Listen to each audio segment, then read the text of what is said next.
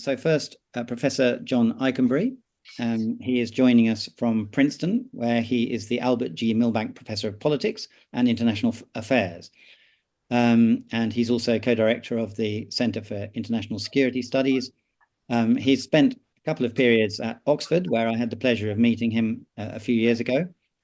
And he is a very well-known expert in international affairs and author of numerous articles and books. And he is also a fellow of the American Academy of Arts and Science.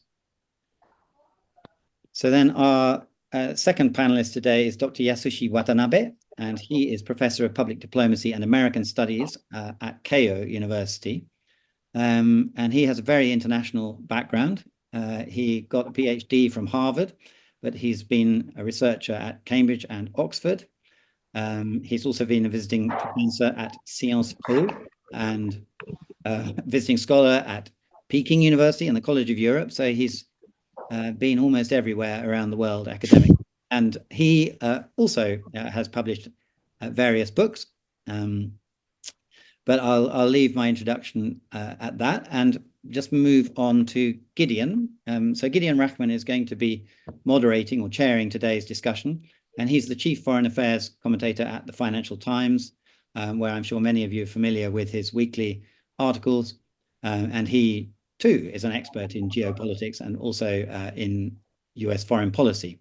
And he too has written some books. And I will leave my introduction at that and hand straight over to Gideon.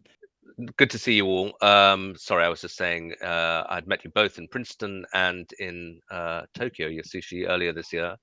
And at various times we talked about the possible impact of what if Donald Trump were to win the election, and now he has. So we may be in a whole new world, not just for US-Japan relations, but for the liberal international order, which you, John, have written about.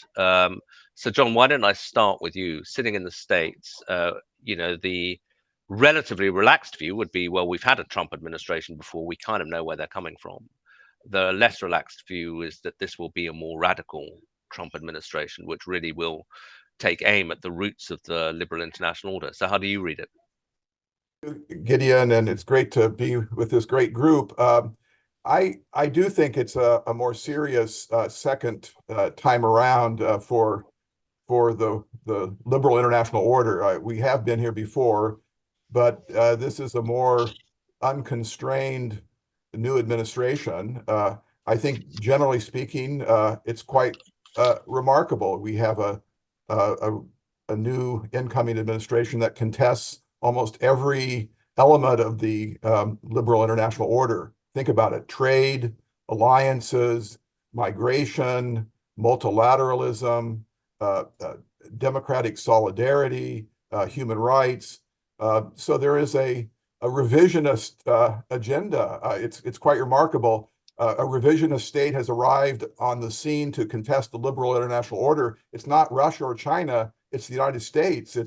It's Trump in the Oval Office, the beating heart of the free world. So it is an extraordinary world development that I think is quite profound. I think the deeper significance this time around is that not just less constrained, but the narrative. I think the narrative now, both at home and abroad, is that the US is not what we thought it was, that Trump was not an aberration, that this is a fixture, not a bug, but a feature of American politics and of America's story. The narrative of America as a global presence for good, American exceptionalism, or at least its uniqueness in defining a kind of pathway for modernity that takes us in a kind of enlightenment direction. All of that is now has to be kind of couched in new language. So it will be, as the president of the Council on Foreign Relations said recently, just having come back from a trip to Ukraine, it's going to be a bumpy ride. So fasten your seatbelts. Yeah, just one more question for you before I turn to Yasushi. I mean, bumpy ride is, almost a kind of rather kind way of putting it. Do you think the liberal international order can actually survive its sponsor turning against it? Well, it did the first time around, and there are features of it that I think can survive. I mean, the deep that's a very important question, Gideon, and I don't think we have answers to it totally. But I think if the liberal international order had two core features, one was open trade, and the other one was security cooperation among key liberal democratic states. Trump contests both of those. He's a mercantilist. We're in the midst of a trade war. It's going to get worse. It's not all about Trump's views about trade. China is not helping. It has a $1 trillion trade surplus. There is a structural problem here that's going to make trade a contentious issue, whether it's a Democrat or a Republican.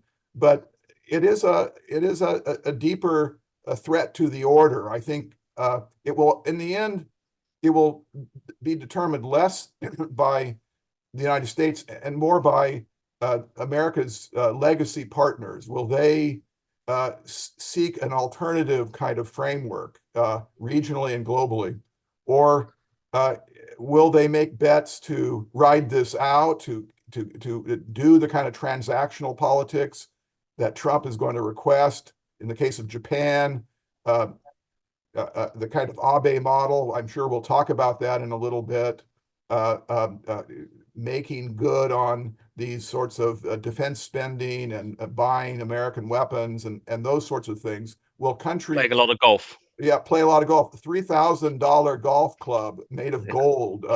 Abe used his pocketbook to to do the kind of gestures that Trump wants.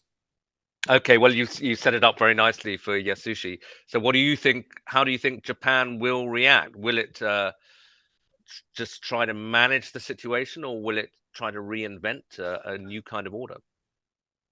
Well, first of all, thank you for having me on this webinar with you, a very distinguished journalist, and also Professor Eikenberry, whom I respect as a very top scholar in international relations today.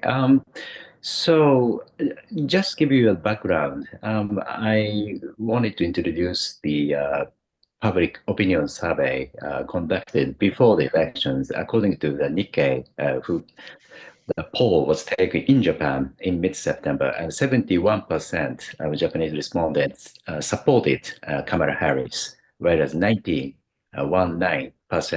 supported President Trump. And after the elections, according to Yomiuri, 49% of respondents said that this is good. This is not good for the world. 31% said this is good for the world. And in terms of US-Japan relations, according to NHK, taken last week, 60% said that bilateral relation will get worse, whereas 25% think it will be better. So, and older generation tend to be more negative, and the females are more negative. So this is the general background. And fortunately, unlike United States, we don't have a so-called kind of retrenchment scores, like as represented by the America First Policy Institute or Quincy Institute. So people are still quite positive about the importance of liberal international order. But with the second Trump administration, we are concerned that for Mr. Trump, the word such as international or multilateral are nothing more than a system of US exploitation, and he doesn't draw a normative image of liberal international order and deduce his foreign policy from it. Rather, he seeks only partial optimization between the two countries, and there's no guarantee that this will lead to the overall optimization that is the liberal international order. And in fact, there's even a possibility that the US will become more accommodating and appeasing to the authoritarian regime. I think the United States still has an outstanding portfolio of both hard power and soft power. And soft power here, I mean the norm-shaping power. However, the influence and presence in the international communities are determined by the multiplication of ability and will. And although China and Russia portfolios have lots of weakness, their strategic will is extremely solid due to their authoritarian regimes. And in contrast, at least in recent years, the United States has seen a large degree of partisanship. So the new Trump administration would likely withdraw again from the Paris Climate Accord, and it's becoming increasingly difficult for the US to maintain its strategic will as a nation. And Japan's close alliance with the United States is one of the greatest diplomatic assets. But US diplomacy becomes increasingly shaky, and so the question is how Japan can maximize its national interest and minimize its risk. And I think Trump's diplomacy, which emphasizes a kind of peace through strength, may have some advantages. And so while making good use of these advantages, I think it still be necessary to work with like-minded countries to encourage Trump administration to have second thoughts on various issues. So from the probably we will see more shift from the so-called the bilateral hub and spoke relations to the lattice network type of sort of minilateral relations. How prepared do you think the current government is? I mean, how much thinking have they done about how they're going to approach Trump? Because Abe, if we think back to it, was very quick, and he went to see Trump in Trump Tower, and he had a whole approach, and it seemed to work quite well. But Japanese politics is back in one of those phases of multiple governments, very inexperienced prime ministers. Is Japan's domestic politics in a sufficiently ordered situation that it can actually respond?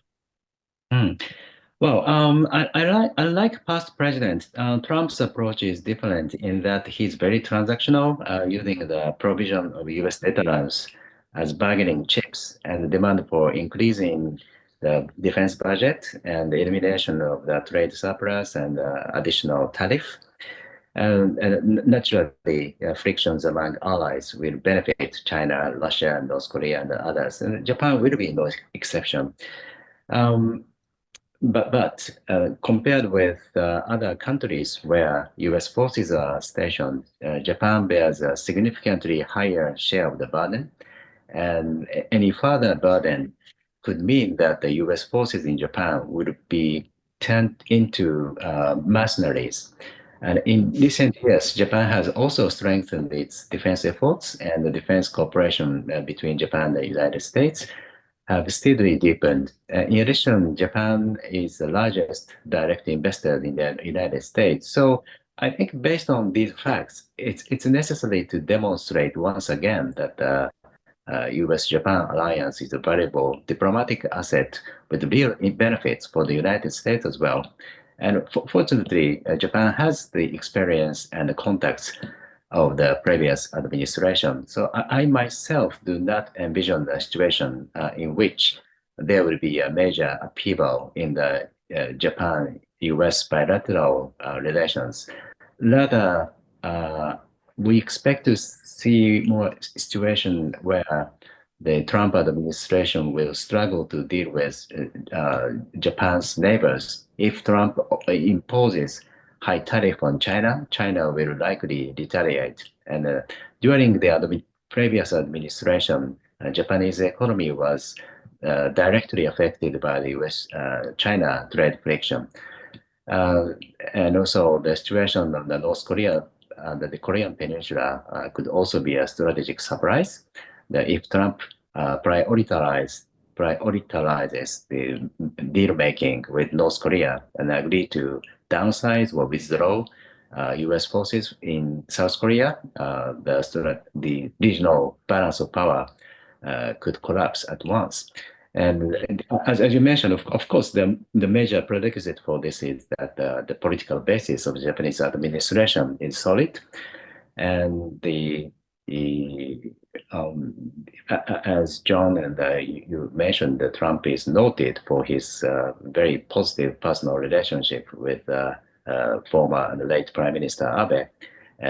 But we also shouldn't forget that Mr. Abe was very good at and strong in elections and had a very solid base of power. And right now, Prime Minister Ishiba's approval rate is 40%, where the disapproval rate is 37% or something like that. So if his administration's base is fragile, he will not, the President Trump will not take him seriously, and conversely may even try to shake them up. John, I mean, if one posited, the more radical version of a second Trump term, what do you think he might do vis-a-vis Japan? I mean, we haven't yet talked about the direct impact of the 20% tariff that he's threatening on everybody. I mean, we've talked about this. Sushi mentioned the 60% on China, but presumably 20% on Japan is, a bit of a body blow. And then what will he do with the alliances with Japan and South Korea?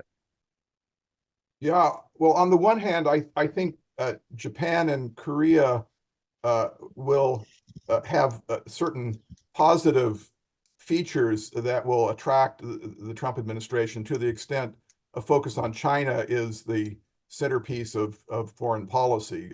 How can you not want your alliances in the region to be operative when you are focused on your great rival China on the security side? So I think one could imagine these alliances surviving. The kind of Japanese behavior that we might expect would be along the lines of what we saw with Abe.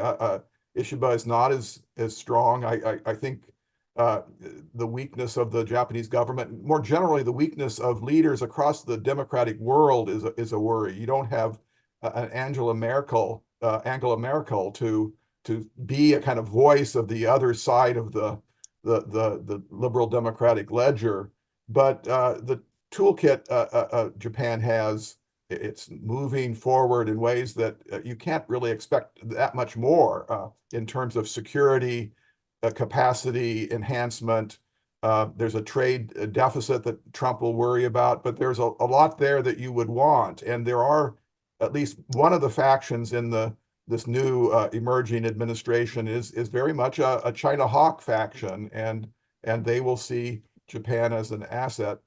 On the other hand, I do think Trump is going to create great trouble with trade. I just don't see how he can rationalize a step back from his grandiose plans to truly raise tariffs and engage in this kind of a tariff war. I think we have to come to the point where we realize he is a mercantilist. This is not something that is kind of even a kind of a negotiated issue. This is his view of the world, and I think that that is something that all partners are going to have to deal with. How do you maintain some stable economic relationship with Trump's America? Again, there are countervailing factors. To the extent you want your allies to be engaged in technology restrictions on China, you need them more generally. So I guess the more optimistic view is that everything's negotiable. And Trump has a vision of the world that is ripe with inconsistencies and contradictions. You can't have everything. You can't have tariffs and make the American economy hum at a higher level. You've got what, $2 or $3 trillion of artificial intelligence stock market inflation. There could easily be a bubble. We don't know if it's a bubble or not, but there's a lot of money in speculative high technology. So Trump could run into economic headwinds. So all of this kind of constraints that could unfold that could make the economic story more complicated, and the incentives that Trump might face a little bit more mixed than what we see up to this point. Yeah. Yasushi, just focusing then on that tariff threat, what does a 20% tariff do to Japanese industry? Well, it's beyond the imagination. I don't know what it really means, but I agree with. Well, it does nothing good for Japanese economy, and probably if you wanna um, make earnings, you have to even more shift your factories and to the United States. So that's what Trump has in his mind when he says the tariff is more beautiful than love. He's a tariff man. He thinks not just it as a means of reducing the deficit, but also he considered it as an industrial policy, bringing back the factories back to the United States, and also bringing the direct investment from overseas to Japan. So if you are serious about earning profits, probably more Japanese factories would have no choice but to uh, uh, make more direct investment in the United States. That has another consequences to the Japanese economy. Um, Sure. yeah. And I mean, there's a lot more to say on the economic front, and maybe we'll come to that in the question and answer. But I'd also like to ask about the security issue. I mean, again, John, you referred to, well, there's a China hawk camp, very powerful one in the Republican Party and the people around Trump. But there's always the suspicion that Trump himself, he's sown doubt about whether he'd defend Taiwan. He's a, some would say an isolationist, other would call it a restrainer. But he does not very interested in conflict and tends to see allies as ripping off America rather than sort of partners in a common enterprise. So, what are the implications if those kinds of views prevail, and how likely do you think they are to?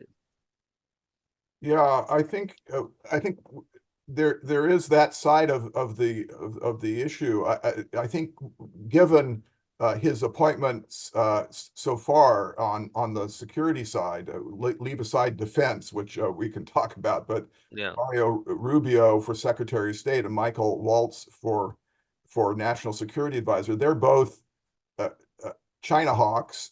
There is that faction. I think there are at least two other factions in the administration, the coming administration. One is this restraint, MAGA view, the come home America. Hmm. Everything the U.S. does abroad tends to be costly and for with ill effects. Uh, that is out there as well, and then a kind of international business group where trade matters and and keeping the flows going. So I think that we're going to see many stories of kind of intra-administration controversies, and they will play out in very different locales: Ukraine, Russia, but also China. And I think that's right. I think there are people there are strong men out there that see Trump as a strong man, to use your Gideon, your language, a strong man wannabe, and he doesn't just see Xi as an adversary. He sees him as kind of a role model in a certain way, and a kind of admires that kind of strongman persona. I think that's right. I think that the one could imagine, and I think Xi and Putin and others, certainly Kim Jong-un, when he was doing those great summits with Trump, thought that maybe Trump could do something crazy. He could, for a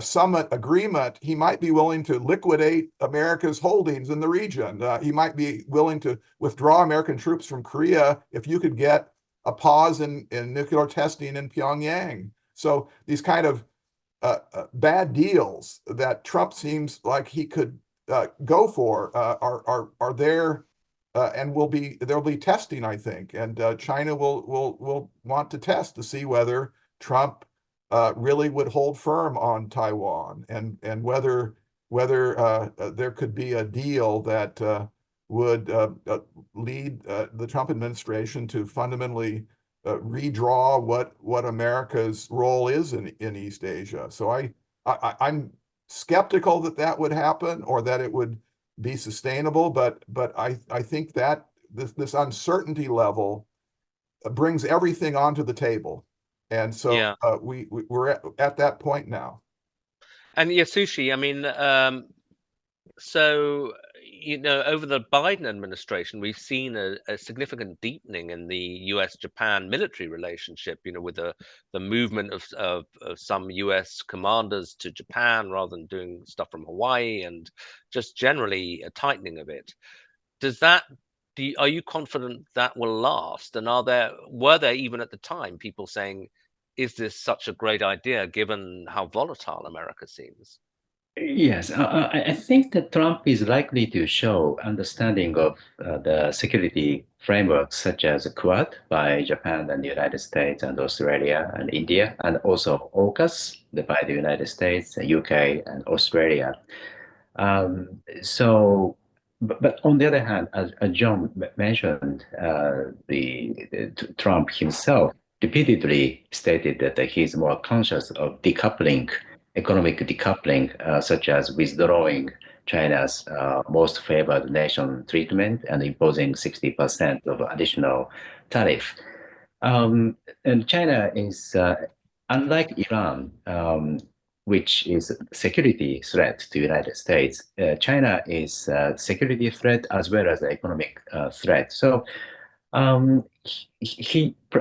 Trump might prioritizing making a deal on the economic front and thus neglect the security issues, such as defense of Taiwan. And I read that 60% of Taiwanese are not counting on the U.S. Intervention in case of trouble. So that's concerning. So if North Korea is almost accepted as a de facto nuclear power, and South Korea may start arguing about the possibility of owning its own nuclear power, and if Taiwan situation get deteriorated, that's a very upsetting strategic geopolitical circumstances. So that's very concerning.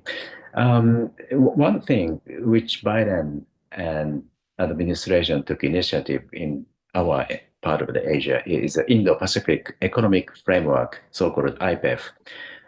It's an economic zone concept, but probably it will be abandoned by Trump. Yeah, and John, again, we've got about 10 minutes before I open it to the floor. I mean, I think we should talk a little bit about Korea, because firstly, it was such a signature initiative of the first Trump administration, but it ended in disappointment, particularly for Kim Jong-un. And now attention is turning back to it because of the arrival of North Korean troops in Ukraine, and the analysis by some Korea specialists that Kim has embarked on a new path. I think somebody wrote up saying that he's intent on war. What is your view of what part that's going to play and how Trump might handle him? Yeah, I think that's a real issue. The North Korean role, a closer relationship with Russia, sending troops to Ukraine, escalates all of this, and obviously the Korean government is very concerned about this, and growing North Korean capacity and fueled by the bargains that are leading to technology sharing with Russia.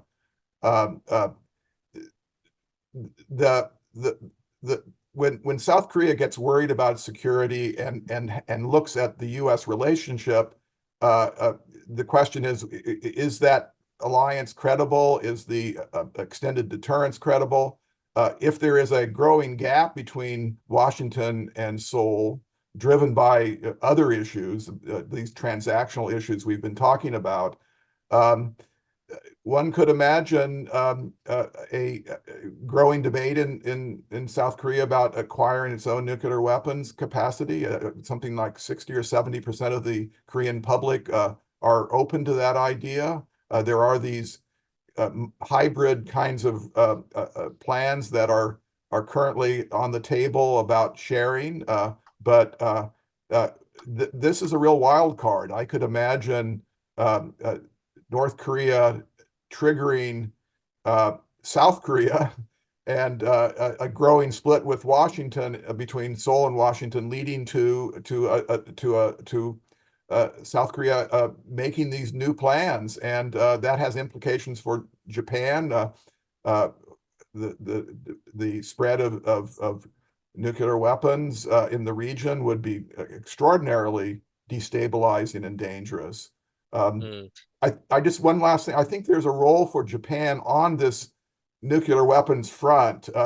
Kishida at Hiroshima for the G7 summit a year and a half ago put this issue on the table with the other leaders. And Biden and Xi in their last meeting at the G20 talked about nuclear weapons for the very first time. So I think Japan, for historical reasons, could find a role for itself in raising this issue and acting as a sort of bridge between the US and China, and then in whatever way it can in its evolving relationship with Seoul, so that there are multiple voices in this very volatile area, and so there's more hands on the wheel, so to speak. And I hope that might be something that Japan can think about. Yeah, Yasushi, do you think they'll think about it, or do you think there'll even be voices? I know it's the most sensitive possible issue there could be in Japan, but we've said South Korea might think of acquiring nuclear weapons. Might Japan?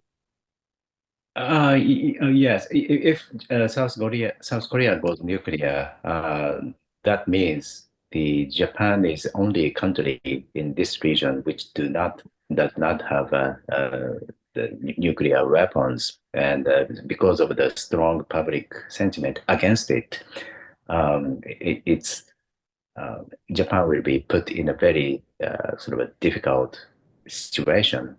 Domestic pressure, also vis-a-vis international reality. And I hope, as John mentioned, that Japan can play such a role. But if you look at Putin sort of issuing a new sort of a nuclear guideline, making it easier to use the nuclear strategic weapons, that's really concerning situation. Yeah. Talking of concerning situations, and before I open it up to the audience, John, can I just finish with a question that's on everybody's mind, which has implications for everything, but also for US-Japan relations? Do you think, looking at Trump's statements, looking at his appointees, stuff about purging the deep state, putting his enemies on trial, do you think American democracy as we know it's under threat? Yes, I do think it's under threat. I think this is the gravest stress test for American democracy in our time, and I don't know how it will go. The countervailing forces. I'm at Princeton, where James Madison went to college, and I live. The American Republic is a Madisonian republic, the compound republic, checks and balances. This is what the founding fathers feared, and here we have a president with both houses of Congress and a Supreme Court, which is essentially giving him carte blanche to do what he wants without accountability in the Oval Office. So I don't know how you rebuild guardrails. So I think the stress test is going to be there. I can tell you a story of how this is the end, but I do think there maybe it's more optimism based on my nature than on the evidence, but I do think there is still a culture here that plays a role, and there will be countervailing forces that will play a kind of adult supervision roles in various places along the way. I think the Senate still is one of those places. Trump is not inherently popular. He left office the last time with about 34% approval rating.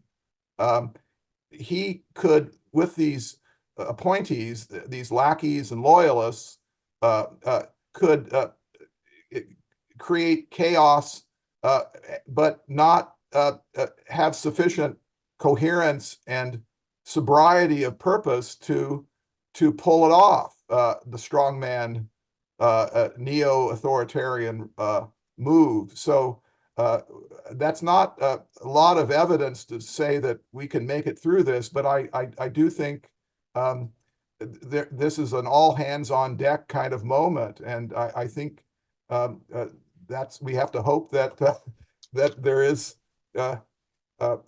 sufficient gravity within the political system to contain the worst excesses.